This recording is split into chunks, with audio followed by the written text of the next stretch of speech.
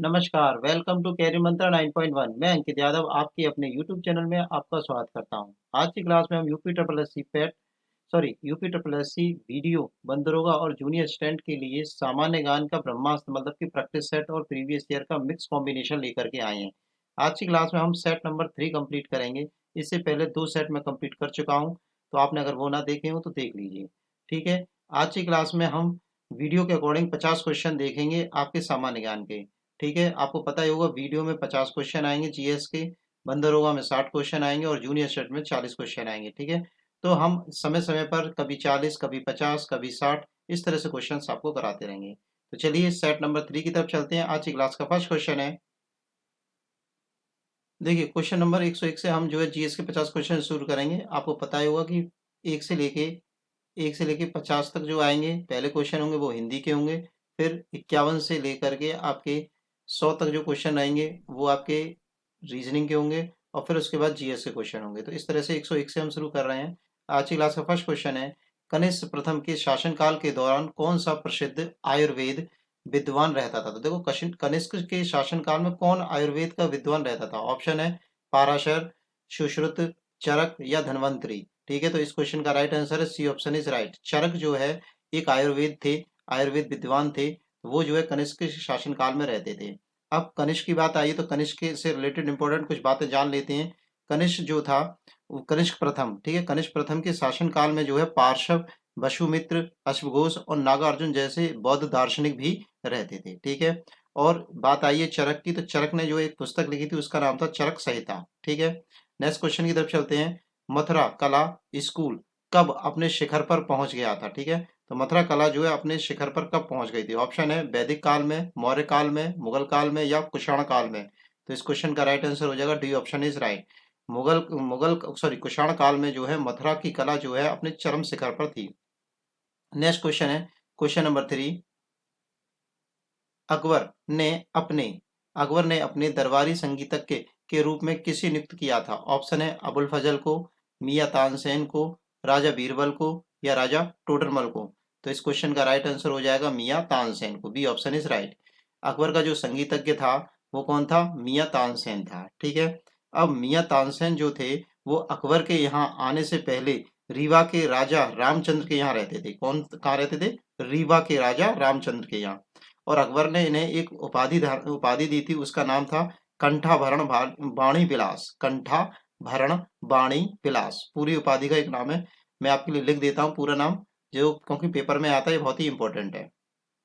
देखिए ये मैंने पूरा नाम लिख दिया है, कंठाभरण बाणी विलास। ठीक है, ये पूरा एक ही नाम है। ठीक है, ये उपाधि दी थी अकबर ने तानसेन को। और जो तानसेन था उसका मूल नाम था रामतनु पांडे। ठीक है, और तानसेन का जो मकबरा बना हुआ है वो ग्वालियर में बना हुआ है। इतना रिलेटेड इंपॉर्टेंट है इससे क्वेश्चन से। नेक्स्ट क्वेश्चन है, इनमें से कौन सा मुगल सम्राट अनपढ़ था? अनपढ़ कौन था?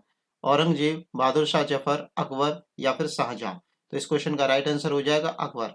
अकबर जो था अनपढ़ शासक था। ठीक है, अनपढ़ सम्राट था, मुगल सम्राट था। ठीक है, हुआ क्या था, क्योंकि जब ये इसके जो हुमायूं था, इसके जो फादर थे, वो जो है निर्वासन की स्थिति में थी। मतलब इनका उनका राजपाट जब चला गया था तो इसकी पढ़ाई और देखरेख अच्छे से नहीं हो पाई थी, तो पढ़ाई लिखाई अच्छे से नहीं हो पाई थी। ठीक है, तो इस वजह से ये अकबर जो थे अनपढ़ रह गए थे। अब बात आती है अकबर की से रिलेटेड बातें कुछ जान लेते हैं। तो अकबर का जन्म जो हुआ था वो 15 अक्टूबर 1542 को अमरकोट में हुआ था। ठीक है, राजपूत राज्य था एक, अमरकोट वहां पर हुआ था। और 1540 में अकबर के पिता जो हुमायूं थे वो बिलग्राम युद्ध में शेर शाह के हाथों पराजय हो गए। उसके बाद 1540 से लेकर के, कब से लेके 1540 से लेकर के 1555 तक, ठीक है, उनका शासन चला गया था 1540 से 1555 तक। ठीक है, तो लगभग 15 साल तक ये निर्वासन की स्थिति में रहे थे और शरणार्थी के रूप में इन्हें रहना पड़ा था। इस वजह से अकबर की जो शिक्षा थी वो ढंग से नहीं हो पाई थी। नेक्स्ट क्वेश्चन की तरफ चलते हैं। क्वेश्चन नंबर 105 क्या कह रहा है हमसे, देखते हैं। थॉमस रो मुगल सम्राट जहांगीर से किस किले में मिला था? ठीक है, तो थॉमस रो जहांगीर से जो किस किले में जाकर के मिला था? ऑप्शन है झांसी के किले में, अजमेर के किले में, आगरा के किले में या फिर इलाहाबाद के किले में। तो जो थॉमस रो था वो अजमेर के किले में जाकर के मिला था। ठीक है, ये एक जो ब्रिटिश सम्राट थे जेम्स प्रथम के राजदूत के रूप में ये दरबार में आया था। नेक्स्ट क्वेश्चन है क्वेश्चन नंबर 106। निम्न में से किन्होंने 1857 के सिपाही विद्रोह का विद्रोह नहीं कहा है, विद्रोह नहीं कहा है? जॉन लॉरेंस ने, कार्ल मार्क्स ने, आरसी मंजूमदार ने, सैयद अहमद खान ने। तो इस क्वेश्चन का राइट आंसर हो जाएगा B option is right. Karl Marx ने जो है इसे विद्रोह नहीं कहा है, ठीक है। अब कार्ल मार्क्स के बारे में इस क्वेश्चन से रिलेटेड इंपॉर्टेंट बात क्या है, जो कार्ल मार्क्स थे उन्होंने 1857 का जो विद्रोह था उसे सैनिक विद्रोह ना मान करके जन क्रांति माना है। क्या माना है? जन क्रांति माना है या राष्ट्रीय विद्रोह कहा है। मार्क्स जो 1857 के विद्रोह को भारत के स्वाधीनता संग्राम की चिंगारी कहा है, ठीक है। किसने कहा है? कार्ल मार्क्स ने। अब दूसरे की बात करते हैं, जॉन लॉरेंस। जॉन लॉरेंस क्या कहते हैं? जॉन लॉरेंस और सैयद अहमद खान, ठीक है, इन दोनों ने, ठीक है, सैयद अहमद खान है, इसे सैनिक विद्रोह कहा है, ठीक है। और जो आरसी मंजूमदार हैं, आरसी मंजूमदार हैं, उन्होंने कहा है कि तथाकथित प्रथम राष्ट्रीय स्वतंत्रता संग्राम ना तो पहला और ना ही राष्ट्रीय और ना ही स्वतंत्रता संग्राम था, ठीक है। इन्होंने, आरसी मंजूमदार ने इतनी बातें कही हैं, ठीक है। नेक्स्ट क्वेश्चन की तरफ चलते हैं। पल्ली, पल्ली आंदोलन, पल्ली आंदोलन संबंधित है, पल्ली आंदोलन जो है किससे संबंधित है? ऑप्शन है उड़ीसा से, तमिलनाडु से, महाराष्ट्र से या फिर गुजरात से। तो पल्ली आंदोलन जो है तमिलनाडु से संबंधित है। अब जो पल्ली जाति है, पल्ली क्या है? एक जाति है, ठीक है। तो उत्तरी तमिलनाडु में एक निम्न जाति रहती है पल्ली, जिसने क्या है 1871 में स्वयं को क्षत्रिय वर्ग में रखने का निर्णय कर लिया, ठीक है। और बनिया कुल क्षत्रिय, अपने आप को क्या बोला? बनिया कुल के क्षत्रिय हैं हम लोग, ये बोला इन्होंने, ठीक है। तो इसलिए ये पल्ली आंदोलन चलाया गया था निम्न जाति के द्वारा। नेक्स्ट क्वेश्चन की तरफ चलते हैं। क्वेश्चन नंबर 108 क्या कहता है? क्वेश्चन नंबर 108 पढ़ते हैं हम लोग। हंटर आयोग ने किसके विकास पर अधिक बल दिया है? ऑप्शन है प्राथमिक शिक्षा, माध्यमिक शिक्षा, स्त्री शिक्षा या फिर तकनीकी शिक्षा। तो जो हंटर आयोग चलाया गया था वो प्राथमिक शिक्षा के लिए चलाया गया था। तो इस क्वेश्चन का राइट आंसर हो जाएगा ए ऑप्शन इज राइट, ठीक है। वुड डिस्पैच के द्वारा 1854 में जो है हंटर आयोग चलाया गया था, ठीक है। 1854 में वुड डिस्पैच आया था और 1882 में डब्ल्यू हंटर की अध्यक्षता में यह आयोग बनाया गया था प्राथमिक शिक्षा के लिए। नेक्स्ट क्वेश्चन की तरफ चलते हैं। राज्यसभा के मनोनीत सदस्यों की कुल संख्या क्या है? राज्यसभा में कितने सदस्य मनोनीत होते हैं? 17, 19, 15, 12। वेरी इंपॉर्टेंट और वेरी फेमस क्वेश्चन है, 12। 12 आंसर है इसका। राज्यसभा में जो सदस्य राष्ट्रपति द्वारा मनोनीत किए जाते हैं वो 12 सदस्य होते हैं, ठीक है। और कुल जो सदस्य होते हैं वर्तमान में राज्यसभा में जो सदस्य हैं वो कितने हैं? 245 सदस्य। कितने सदस्य हैं? 245 सदस्य हैं, ठीक है। और अधिकतम सदस्यों की संख्या कितनी हो सकती है? 250 हो सकती है, ठीक है। अब बात आती है कि 12 सदस्य तो मनोनीत होते हैं, तो इसमें से 12 अगर हम निकाल दें तो हमारे पास कितना बचेगा? ये बचेगा 233, ठीक है। 233 सदस्य क्या होते हैं? निर्वाचित होकर के आते हैं, ठीक है। अब इन जो निर्वाचित सदस्य होते हैं, मतलब जो राज्यसभा के टोटल सदस्य होते हैं, इनमें से 1/3 सदस्य हर हर 2 साल बाद क्या हो जाते हैं? सेवानिवृत्त हो जाते हैं, ठीक है। तो इस तरह से राज्यसभा इस तरह से कभी भंग नहीं होता, केवल 1/3 सदस्य जाते हैं और उनकी जगह नए आ जाते हैं, तो कभी भंग नहीं होता है ये, ठीक है। चलिए, इतना रिलेटेड इंपॉर्टेंट है और जब हम डिटेल में चीजें पढ़ेंगे तो अब सीखेंगे। उस भारतीय प्रधानमंत्री का क्या नाम है जिन्होंने संसद में यह घोषणा की थी कि वह मंडल आयोग की सिफारिशों को लागू करेंगे? इस घोषणा से भारत में देशव्यापी विरोध शुरू हो गया था, ठीक है। तो किस प्रधानमंत्री के शासन काल में ये बात हुई थी? ऑप्शन है राजीव गांधी, बीपी सिंह, चौधरी चरण सिंह या फिर चंद्रशेखर। तो इस क्वेश्चन का राइट आंसर हो जाएगा बीपी सिंह। बीपी सिंह ने ये घोषणा की थी कि जो है संसद में यह घोषणा कर दी थी कि वह मंडल आयोग की सिफारिशों को लागू करेंगे, जिससे देशव्यापी क्या हो गए थे? विद्रोह शुरू हो गए थे। बीपी सिंह ने ये काम किया था, ठीक है। अब ये जो बात आई थी ये कब आई थी? 1990 में हुई थी, ठीक है। 1990 में ये मंडल आया था, ठीक है। और मंडल के आयोग का गठन कब हुआ था? 1979 में हुआ था। गठन तो 79 में, पर आया कब था? 1990 में आया था, ठीक है। और इसके जो अध्यक्ष थे, मतलब इस मंडल के जो अध्यक्ष थे, उनका नाम था बिंदेश्वरी प्रसाद मंडल, ठीक है। तो उन्हीं के नाम पर मंडल आयोग बन गया था, ठीक है। बिंदेश्वरी प्रसाद मंडल, उन्हीं के नाम पर क्या बन गया था? मंडल आयोग बन गया था। और ये किस लिए आया था? अन्य पिछड़ा वर्ग के लिए आया था। नेक्स्ट क्वेश्चन की तरफ चलते हैं। भारतीय संविधान का कौन सा अनुच्छेद ये कहता है कि प्रधानमंत्री की नियुक्ति राष्ट्रपति द्वारा की जाएगी? ठीक है, किस अनुच्छेद में ये कहा गया है कि प्रधानमंत्री की नियुक्ति कौन करेगा? राष्ट्रपति करेगा। ऑप्शन पढ़ लेते हैं। अनुच्छेद 81(1), अनुच्छेद 59(1), अनुच्छेद 75(1), अनुच्छेद 80(1). तो इस क्वेश्चन का राइट आंसर हो जाएगा अनुच्छेद 75(1). तो अनुच्छेद 75(1) में ये बात कही गई है कि प्रधानमंत्री भारतीय संविधान का अनुच्छेद ये कहता है 75 जो एक जो है कि प्रधानमंत्री की नियुक्ति कौन करता है, राष्ट्रपति करेगा, ये बात कही गई है। ठीक है। और अन्य मंत्रियों की जो नियुक्ति होती है वो राष्ट्रपति प्रधानमंत्री की सलाह पर करता है। तो संविधान के अनुच्छेद 75 और अनुच्छेद 164 और 10वीं अनुसूची में संशोधन करके केंद्र और प्रधानमंत्री और राज्यों के मुख्यमंत्री सहित मंत्रियों की कुल संख्या और लोकसभा का 15% होनी चाहिए। ठीक है, कितने परसेंट होनी चाहिए, मतलब मंत्रियों की संख्या 15% होनी चाहिए। आगे चलते हैं, क्वेश्चन नंबर 112 क्या कह रहा है हमसे। सर्वोच्च न्यायालय के न्यायाधीश पद पर नियुक्ति के पात्र बनने के लिए किसी जज को उच्च न्यायालय के न्यायाधीश के रूप में कितने वर्षों की सेवा आवश्यक होती है। ठीक है, ऑप्शन है 20 साल की, 5 साल की, 15 साल की या फिर 18 साल की। तो इस क्वेश्चन का राइट आंसर हो जाएगा 5 वर्ष। ठीक है, 5 वर्ष तक वो अगर न्यायाधीश के पद पर है तो वो सर्वोच्च न्यायालय का न्यायाधीश बन सकता है। ठीक है, मिनिमम कम से कम 5 वर्ष। ठीक है, और उच्चतम न्यायालय के न्यायाधीश बनने के लिए अधिवक्ता को कितनी जरूरत होती है, अगर अधिवक्ता है वो कितना साल का होना चाहिए, उसे 10 वर्ष की प्रैक्टिस होनी चाहिए। नेक्स्ट क्वेश्चन की तरफ चलते हैं हम लोग। कौन सा पठार कौन सा पठार भारत के खनिज देश के दिल के रूप में जाना जाता है। ऑप्शन है भांडेर पठार, छोटा नागपुर पठार, डेक्कन पठार या फिर तिब्बत पठार।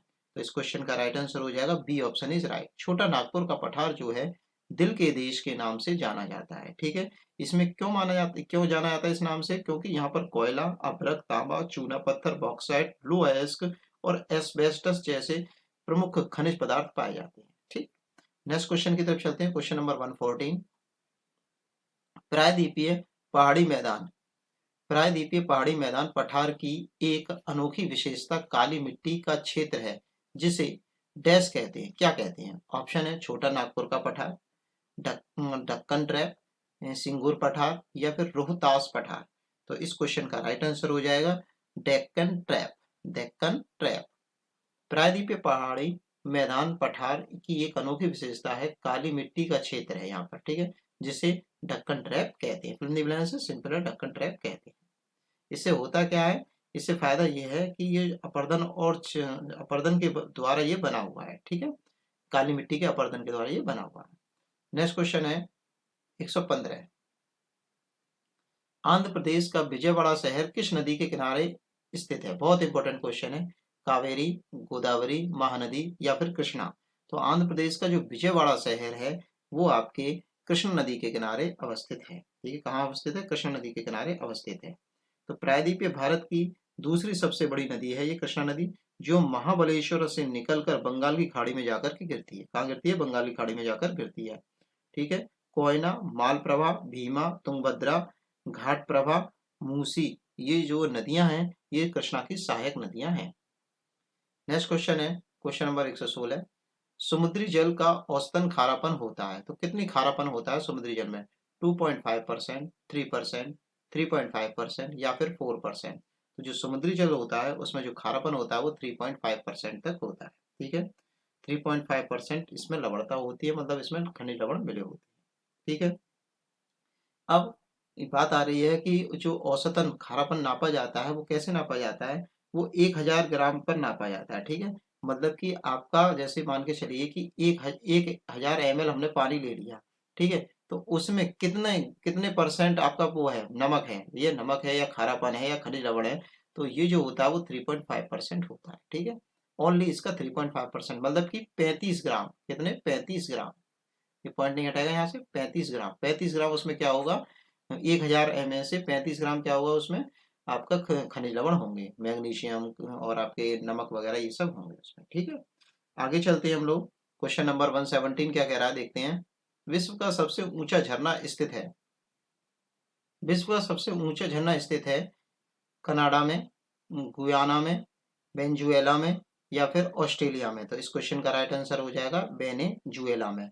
सबसे ऊंचा झरना जो है वेनेजुएला में स्थित है। तो ये जो ऊंचा झरना है उसका नाम है एंजिल। क्या नाम है, एंजिल नाम है इसका। ठीक है, अब एंजिल साल्टो एंजिल जलप्रपात जो वेनेजुएला में है वो रियो कैरोनी नदी की सहायक नदी चुरून नदी पर स्थित है। कौन सी नदी पर स्थित है, चुरून नदी पर। ठीक है, और इसकी जो ऊंचाई है वो 979 मीटर है। क्या है, 979 मीटर है। और जलप्रपात वेनेजुएला कोनेमा नेशनल पार्क में स्थित है। कौन से नेशनल पार्क में स्थित है? कुनेमा। ठीक है, नाम याद रखें, कुनेमा। नेक्स्ट क्वेश्चन है क्वेश्चन नंबर 118। मेक्सिको की खाड़ी किसके द्वारा अटलांटिक महासागर से जुड़ी हुई है? फ्लोरिडा जल संधि, ओट्रोटो जल संधि, कुक जल संधि या फिर डोवर जल संधि? तो इस क्वेश्चन का राइट आंसर हो जाएगा फ्लोरिडा जल संधि के द्वारा मेक्सिको की खाड़ी अटलांटिक महासागर से जुड़ी हुई है। नेक्स्ट क्वेश्चन है क्वेश्चन नंबर 119। क्या कहता है देखते हैं। वह स्थिति जब एक अर्थव्यवस्था में पैसे की आपूर्ति वस्तुओं और सेवाओं की आपूर्ति से अधिक हो जाती है तो क्या कहलाती है? ऑप्शन पढ़ लेते हैं इसके। आर्थिक विकास, परिधान, मुद्रास्फीति या सकारात्मक आर्थिक संतुलन? तो इस क्वेश्चन का राइट आंसर हो जाएगा मुद्रास्फीति। ठीक है, तो ये क्या कहलाती है? मुद्रास्फीति कहलाती है। तो जो मुद्रास्फीति होती है एक ऐसी स्थिति होती है जब अर्थव्यवस्था में पैसे की आपूर्ति वस्तुओं और सेवाओं की आपूर्ति से अधिक हो जाती है, मतलब पैसे की आपूर्ति अधिक हो जाती है वस्तुओं और सेवाओं से। एक निश्चित सीमा तक मुद्रास्फीति की स्थिति अर्थव्यवस्था के लिए लाभदायक होती है, परंतु अत्यधिक मुद्रास्फीति आ जाएगी अर्थव्यवस्था में तो यह हानिकारक हो जाएगी। तो परिणाम स्वरूप क्या होगा? वस्तुओं और सेवाओं के मूल्य में अधिक वृद्धि हो जाएगी। बात समझ में आ गई होगी।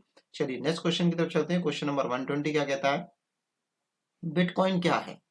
डेटा संग्रहित करने की एक डिवाइस है, डेटा मापने की एक इकाई है, चिप्स के बारे में एक नियम है, डिजिटल मुद्रा का एक रूप है। वेरी इंपॉर्टेंट है और बहुत फेमस है, इस समय बहुत ज्यादा फेमस है ये क्वेश्चन। तो आप जानते होंगे, डी ऑप्शन इज राइट।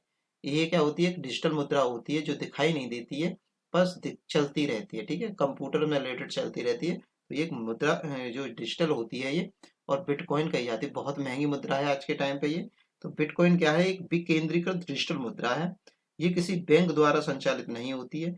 यह एक ऐसी मुद्रा है जिसे ना तो देखा जा सकता है और ना ही छुआ जा सकता है। अब क्वेश्चन नंबर 121 की तरफ आ गए हम लोग। अवमूल्यन। अवमूल्यन का क्या अर्थ है? घरेलू मुद्रा के स्थान पर नई मुद्रा को लागू करना, चल पूंजी, अन्य देशों में मुद्रा की तुलना में घरेलू मुद्रा का मान कम करना, घरेलू मुद्रा का मान बढ़ाना। तो इस क्वेश्चन का राइट आंसर हो जाएगा सी ऑप्शन इज राइट। अन्य देशों की मुद्रा की तुलना में घरेलू मुद्रा का मान कम करना अवमूल्यन होता है। ठीक है, जैसे कि क्या है कि कॉस्ट गिरा देना, अपने यहाँ की कॉस्ट गिरा देना, उसे कहेंगे अवमूल्यन। ठीक है, नेक्स्ट क्वेश्चन की तरफ चलते हैं। उत्तर प्रदेश राज्य कब अस्तित्व में आया था? ठीक है, उत्तर प्रदेश जो राज्य है वो हमारा कब बना था? ऑप्शन पढ़ लेते हैं। 1 अप्रैल 1937 को, 9 नवंबर 2005 को, 2 जून 1960 को, 5 सितंबर 1945 को। तो इस क्वेश्चन का राइट आंसर हो जाएगा ए ऑप्शन इज राइट। 1 अप्रैल 1937 को जो है आपका उत्तर प्रदेश अस्तित्व में आया था। बात समझ में आ गई होगी। अब आगे इससे रिलेटेड इंपॉर्टेंट बात कर लेते हैं कि जो ब्रिटिश शासन था, जब हमारे यहाँ ब्रिटिश शासन चल रहा था 1937 में ब्रिटिश शासन था, ये आप जानते हैं अच्छे से। तो ब्रिटिश शासन के दौरान जो संयुक्त प्रांत के रूप में 1 अप्रैल 1937 को उत्तर प्रदेश राज्य अस्तित्व में आया था। पहले, इससे पहले क्या नाम था इसका?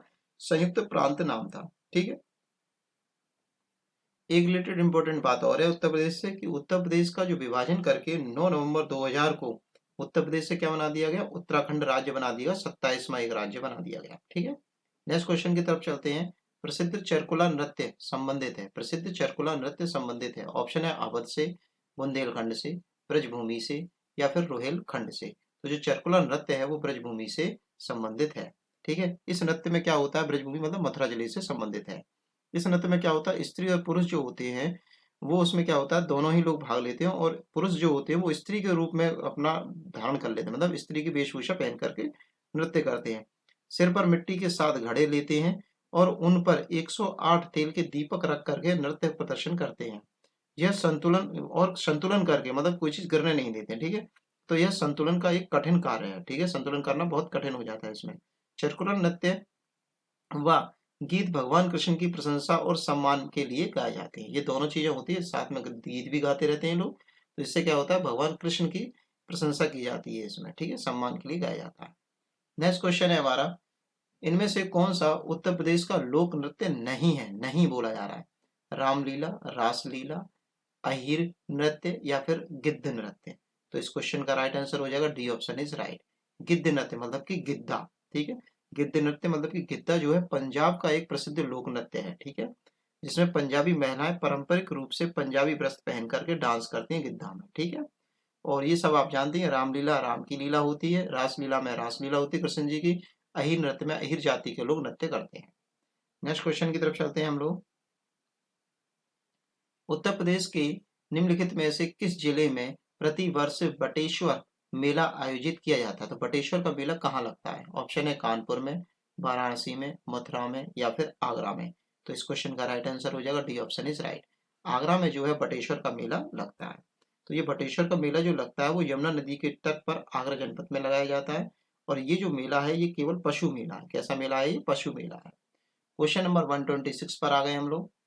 उत्तर प्रदेश राज्य में गढ़ मेला प्रति वर्ष कहाँ आयोजित किया जाता है? अलीगढ़ में, मथुरा में, गढ़मुक्तेश्वर में या फिर बरेली में।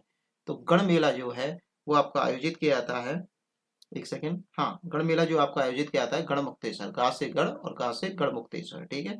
तो गढ़ मेला गढ़मुक्तेश्वर में आयोजित किया जाता है। ये पूर्णिमा, कार्तिक की पूर्णिमा को मनाया जाता है। और उत्तर प्रदेश के हापुड़ जिले में गढ़मुक्तेश्वर हो लगता है, ठीक है। हापुड़ जिला है यूपी का, वहां पर गढ़मुक्तेश्वर जगह है, तो वहां पर ये मेला लगता है गंगा नदी के किनारे।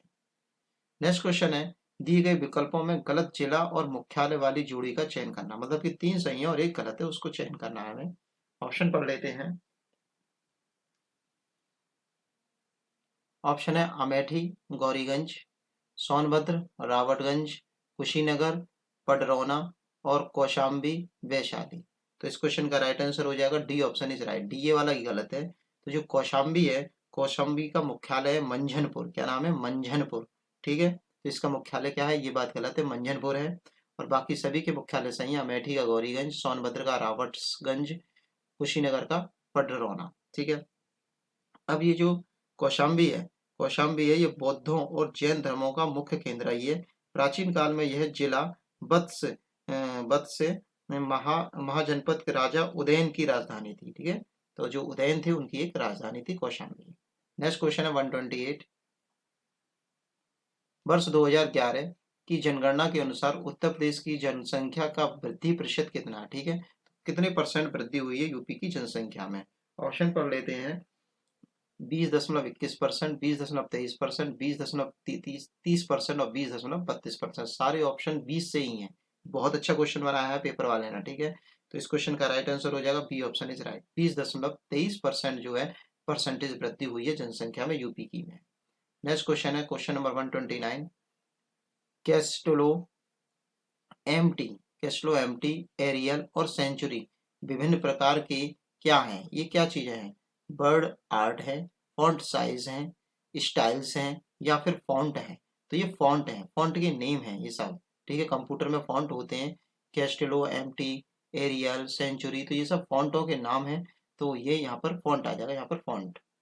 नेक्स्ट क्वेश्चन है, इनमें से कौन इंटरनेट तक पहुंच प्रदान करता है? ठीक है, कौन पहुंच प्रदान करता है इंटरनेट तक? ठीक है, ऑप्शन है MNP, ISP, स्प्रेडशीट या फिर सर्च इंजन। तो इस क्वेश्चन का राइट आंसर हो जाएगा ISP। क्या हो जाएगा? ISP। अब देखो ISP की फुल फॉर्म क्या होती है? Internet service provider. तो इंटरनेट सर्विस प्रोवाइडर ही आपको इंटरनेट तक पहुंचाएगा, ठीक है। सिंपल सी बात है, ऐसे याद रखिए। नेक्स्ट क्वेश्चन है, निम्नलिखित में से कौन सा समूह MS एक्सेल इंसर्ट टैब में मौजूद नहीं है? नहीं पूछा जा रहा है। रेखाखंड, लिंक, आर्टिकल या फिर प्रतीक। तो इनमें से कौन सा MS एक्सेल में नहीं होता? बाकी सब होते हैं। तो इस क्वेश्चन का राइट आंसर हो जाएगा B option is right. Article, article नहीं होते, बाकी सब होते हैं। रेखाखंड भी होता है, लिंक भी होता है और प्रतीक भी होते हैं, सिंबल भी होते हैं। बाकी ये नहीं होता है। नेक्स्ट क्वेश्चन की तरफ चलते हैं। अस्थायी रूप से संग्रहित डेटा के लिए उपयोग किया जाने वाला शब्द है। तो संग्रहित डेटा जो होता है उसके लिए क्या यूज करते हैं हम लोग? विविध डेटा, कैश डेटा, चुनिंदा डेटा या फिर टेम्पो डेटा। तो इस क्वेश्चन का राइट आंसर हो जाएगा कैश डेटा। क्या हो जाएगा? Cache data. नेक्स्ट क्वेश्चन है क्वेश्चन नंबर 133। निम्नलिखित में से कौन एक प्राइमरी स्टोरेज डिवाइस है? प्राइमरी स्टोरेज डिवाइस, ठीक है। Hard disk, random access memory, magnetic tape या फिर ऑप्टिकल डिस्क। तो इस क्वेश्चन का राइट आंसर हो जाएगा random access memory, RAM, RAM, RAM की फुल फॉर्म भी है ये, रैंडम एक्सेस मेमोरी। तो रैंडम एक्सेस मेमोरी जो होती है वो एक प्राइमरी स्टोरेज डिवाइस होती है, ठीक है। और ये एक वॉलेटाइल मतलब कि अस्थाई मेमोरी होती है, जैसे कि लाइट चली जाने पर इसकी मेमोरी गायब हो जाती है। तो बस क्या है कि ये प्रोसेस में वर्क करती है, प्राइमरी स्टोरेज मेमोरी है। ठीक है, लाइट जाने पर ये डिवाइस रिमूव हो जाती है। ठीक है, नेक्स्ट क्वेश्चन की तरफ चलते हैं। पर्दे पर उत्तल लेंस द्वारा वस्तु की वास्तविक आकृति बनती है यदि उत्तल लेंस के ऊपरी भाग को पारदर्शी कागज से ढक दिया जाए, तो छवि पर क्या प्रभाव पड़ेगा? ऑप्शन, इस क्वेश्चन के ऑप्शन पढ़ लेते हैं। क्वेश्चन नंबर ऑप्शन है, वस्तु के केवल निचले भाग की ही छवि प्राप्त होगी, ऐसा नहीं है। वस्तु के केवल ऊपरी भाग की ही छवि प्राप्त होगी, ऐसा भी नहीं है। कोई भी छवि प्राप्त नहीं होगी, ऐसा हो ही नहीं सकता। वस्तु की पूर्ण छवि प्राप्त होगी परंतु उसकी तीव्रता कम हो जाएगी, बिल्कुल सही, ये बात सही है। ठीक है, पूरी छवि प्राप्त होगी पर उसकी जो तीव्रता है वो कम हो जाएगी। ठीक है, नेक्स्ट क्वेश्चन की तरफ चलते हैं। आपने अभी तक चैनल को सब्सक्राइब नहीं किया हो तो चैनल को सब्सक्राइब कर दीजिए, लाइक कर दीजिए, शेयर कर दीजिए। निम्नलिखित में से कौन सा पदार्थ ध्वनिक या फिर सोनोरस पदार्थ है? ठीक है, तो लकड़ी, पानी, रबड़, लोहा। मतलब किससे ध्वनि निकलती है, ऐसे समझिए, किससे ध्वनि निकलती है, ऐसा कौन सा पदार्थ अगर हम उसे पीटे तो, मतलब उस पर आवाज करें तो, किसी से प्रहार करें तो सिंपल है, सभी समझ गए होंगे। इस क्वेश्चन का राइट आंसर क्या हो जाएगा? D option is right. लोहा जो है ध्वनिक पदार्थ है जिससे कि ध्वनि निकलती है। तो इस क्वेश्चन का राइट आंसर हो जाएगा डी ऑप्शन इज राइट। 135 का क्या हो गया? D option is right. Next question की तरफ चलते हैं। प्रोटियम, ड्यूटीरियम और ट्राइटीरियम को निम्नलिखित में से किसकी श्रेणी में रखा गया है? ठीक है, आइसोटोप्स, आइसोबार, आइसोमर या फिर आइसोकोर। तो इस क्वेश्चन का राइट आंसर हो जाएगा आइसोटोप। ये क्या है? आइसोटोप है, समस्थानिक है। ठीक है, समस्थानिक और समबारिक में क्या फर्क होता है? समस्थानिक वो होते हैं जिनका परमाणु क्रमांक एक होता है, मतलब परमाणु क्रमांक समान होता है, उन्हें बोलते हैं समस्थानिक।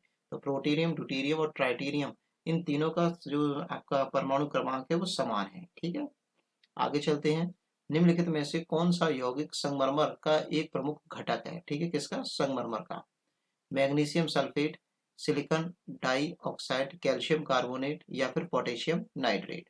तो इस क्वेश्चन का राइट आंसर हो जाएगा C option is right, calcium carbonate. Calcium carbonate जो है संगमरमर का क्या है? प्रमुख घटक है। ठीक है, संगमरमर क्या है? प्रमुख घटक है। अब कैल्शियम कार्बोनेट का फॉर्मूला आपको सबको पता होगा, CaCO3। ठीक है, CaCO3। नेक्स्ट क्वेश्चन की तरफ चलते हैं।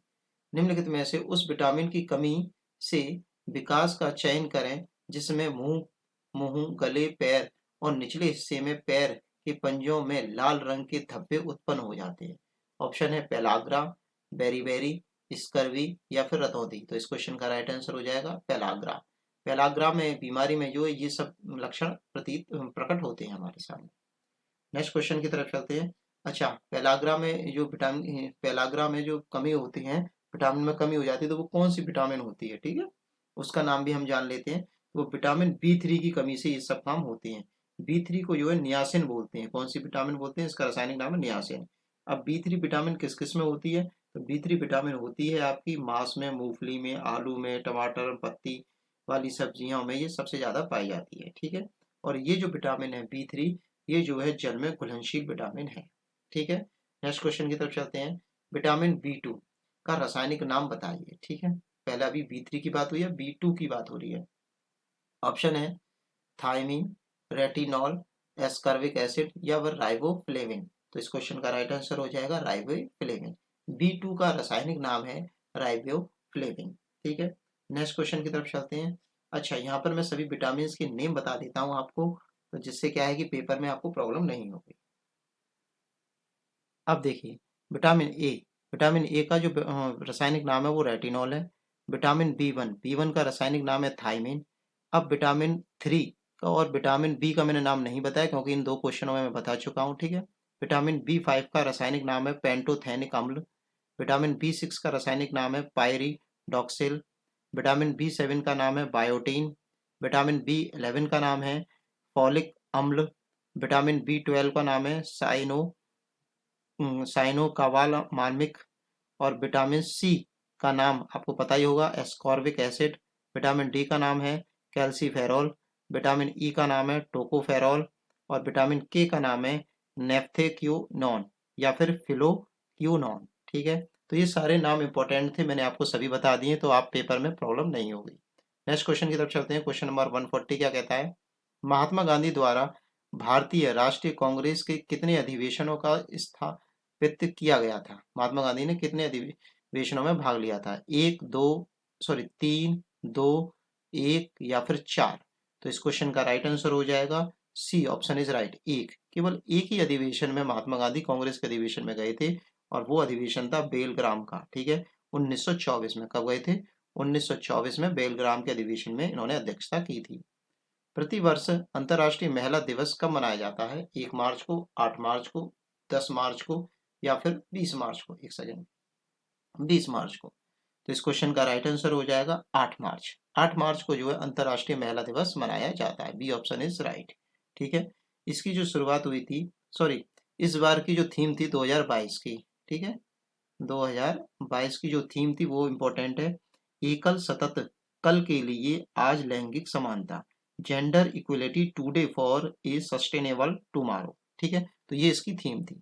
नेक्स्ट क्वेश्चन है, वर्ष 2021 का world games athlete of the year पुरस्कार किसे प्रदान किया गया है?